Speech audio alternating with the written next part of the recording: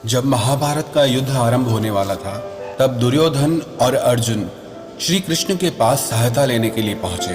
श्री कृष्ण उस समय विश्राम कर रहे थे, तो दुर्योधन उनके सिरहाने पे जाके खड़ा हो गया और अर्जुन उनके चरणों में जाके बैठ गया। जैसे ही श्री कृष्ण की आंख खुली तो उन्होंने अपने सामने अर्जुन को देखा और उनसे पूछा कि अर्जुन, तुम्हें क्या चाहिए? तो दुर्योधन ने कहा कि पहले मैं आया हूं, इसलिए आप पहले मुझे दीजिए। तो श्री कृष्ण ने कहा, भले तुम पहले आए हो, लेकिन मेरी नजर पहले अर्जुन पे पड़ी, इसीलिए पहले मांगने का हकदार वो है। और अर्जुन तुमसे आयु में छोटा है, उस हिसाब से भी अर्जुन को मांगने का हक पहले है। तो अर्जुन ने श्री कृष्ण से कहा कि इस महाभारत के युद्ध में आप मेरी सहायता करिए। तो श्री कृष्ण बोले, एक तरफ तो मैं हूँ निहत्था, जो युद्ध में शस्त्र नहीं उठाऊंगा, युद्ध नहीं करूंगा, और दूसरी तरफ मेरी नारायणी सेना है जो अजेय है। अब तुम बताओ कि तुम्हें इन दोनों में से क्या चाहिए? तो अर्जुन ने कहा कि मुझे सिर्फ आप चाहिए, सिर्फ आपकी जरूरत है। दुर्योधन मन ही मन खुश हो गया कि एक निहत्थे व्यक्ति को लेकर के ये अर्जुन क्या कर लेगा, और ये अच्छा हुआ कि नारायणी सेना मुझे मिल गई। और वो बहुत खुश होकर वहां से चला गया। तो श्री कृष्ण ने अर्जुन से पूछा कि अर्जुन, तुमने नारायणी सेना को छोड़कर मुझे निहत्थे को क्यों चुना?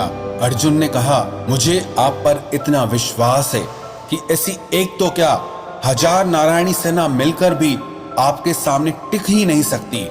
ऐसा ही विश्वास हमारे मन में परमात्मा के लिए, अपने रब के लिए, अपने खुदा के लिए हो जाएगा कि दुनिया की 1000 मुश्किलें मिलकर भी मेरे उस रब के आगे, मेरे खुदा के आगे, मेरे परमात्मा के आगे टिक ही नहीं सकती।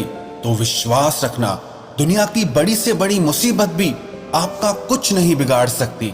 एक प्रसंग महाभारत का और है। महाभारत का युद्ध चल रहा था। दुर्योधन ने भीष्म पितामह से जाकर के बहुत कठोर वचन कहे कि आप युद्ध भले हमारी तरफ से कर रहे हो, लेकिन आपका मन पांडवों से मिला हुआ है, आप ईमानदारी से युद्ध नहीं कर रहे हैं। दुर्योधन की इस बात को सुनकर भीष्म पितामह को बहुत क्रोध आ गया। उन्होंने कहा, अगर ऐसा है तो आज मैं प्रतिज्ञा लेता हूँ, कल या तो अर्जुन नहीं रहेगा या फिर भीष्म नहीं रहेगा। इस प्रतिज्ञा को सब लोगों ने सुना, सबको पता चल गया। जब श्री कृष्ण को इस प्रतिज्ञा के बारे में पता चला तो वे अर्जुन को ढूंढने लगे, और ढूंढते ढूंढते जब अर्जुन के कक्ष तक पहुंचे तो देखा अर्जुन मजे से सो रहा था। तो श्री कृष्ण ने अर्जुन को जाकर उठाया कि अर्जुन, तुम्हें पता है आज क्या हुआ है? अर्जुन ने कहा, मुझे सब पता है। तो श्री कृष्ण ने पूछा, बताओ तुम्हें क्या पता है? अर्जुन ने कहा कि भीष्म पितामह ने प्रतिज्ञा की है, कल या तो अर्जुन नहीं रहेगा या फिर भीष्म नहीं रहेगा। अर्जुन ने कहा, हे केशव, आज मैंने सारा दिन युद्ध किया है और कल फिर मुझे युद्ध करना है, इसीलिए मुझे थोड़ी देर विश्राम कर लेने दीजिए। फिर श्री कृष्ण बोले, जब तुम्हें पता है कि उसने ये प्रतिज्ञा ली है कि कल या तो अर्जुन नहीं रहेगा या भीष्म नहीं रहेगा, तो उसके बाद भी तुम इतने निश्चिंत होकर कैसे विश्राम कर रहे हो? तुम्हें कोई चिंता नहीं हो रही क्या? तो अर्जुन श्री कृष्ण के चरणों में गिर पड़े और कृष्ण से कहने लगे कि जिसकी चिंता में व्याकुल होकर आप इधर से उधर भटक रहे हैं, जिसकी चिंता आपने अपने कंधों पर उठा रखी है, उसके बाद तो कोई मूर्ख इंसान ही होगा जो अपनी चिंता खुद करने लगे। जिन लोगों का भी परमात्मा में विश्वास होता है, वो बड़े से बड़े संकट, बड़ी से बड़ी मुसीबत से भी बाहर आ जाते हैं। महाभारत का एक प्रसंग और भी है कि अर्जुन का और राजा भगदत्त का युद्ध चल रहा था, और उस महाभारत के युद्ध क्षेत्र में एक छोटी सी चिड़िया अपने छोटे छोटे बच्चों के साथ फंस गई थी और मन ही मन परमात्मा से प्रार्थना करने लगी कि मेरी रक्षा करो। और उसकी प्रार्थना को श्री कृष्ण ने सुना। राजा भगदत्त एक विशाल हाथी पर बैठा हुआ था, और जब अर्जुन राजा भगदत्त से युद्ध कर रहा था तो अर्जुन का तीर उस हाथी के गले में बंधे बड़े से घंट पे जाके लगा, और वो विशाल काय घंट उन चिड़ियाओं के ऊपर जाकर गिरा, और सारा दिन वहां पर घमासान युद्ध होता रहा। हजारों लाखों योद्धा मरते गए, और जब उस दिन युद्ध की समाप्ति हुई तो श्री कृष्ण अर्जुन को उस घंट के पास में लेकर आए और अर्जुन से उस घंट को उठाने के लिए कहा। जब अर्जुन ने उस घंट को उठाया तो उस घंट के नीचे वो चिड़िया अपने बच्चों के साथ सुरक्षित बैठी हुई थी।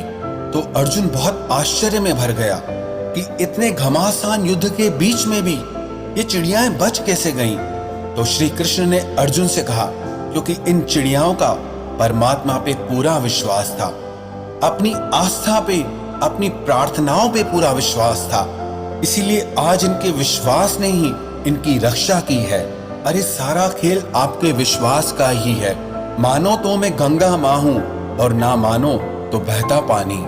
आपको ऐसे हजारों लाखों मिसाल मिल जाएंगे जिनके विश्वास ने उनकी रक्षा की है, जिनकी प्रार्थनाओं ने उनकी जिंदगी में चमत्कार किया है। ऐसे ही जब भी कभी आपकी जिंदगी में मुश्किलें आए, कोई मुसीबत की घड़ी आ जाए, जब आपको लगे कि आपकी शक्ति, आपका सामर्थ्य, आपकी बुद्धि कुछ भी काम नहीं कर रहा, आप फंस गए हैं, तो ऐसी परिस्थिति में अगर आप परमात्मा पे विश्वास करते हैं, अपनी प्रार्थनाओं पे विश्वास करते हैं, तो यकीन मानना आपकी वो प्रार्थनाएं, आपकी वो दुआएं, आपका वो विश्वास आपको बड़े से बड़े संकट से भी बाहर निकाल के ले आएगा। अरे वो उजड़े को बसा देता है, वो बिछड़ों को भी मिला देता है।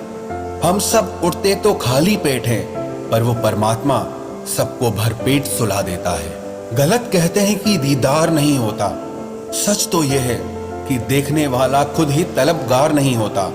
एक बार सच्चे दिल से पुकारो उस परमात्मा को, फिर देखना तुम्हारी मदद करने के लिए कैसे वो साकार नहीं होता।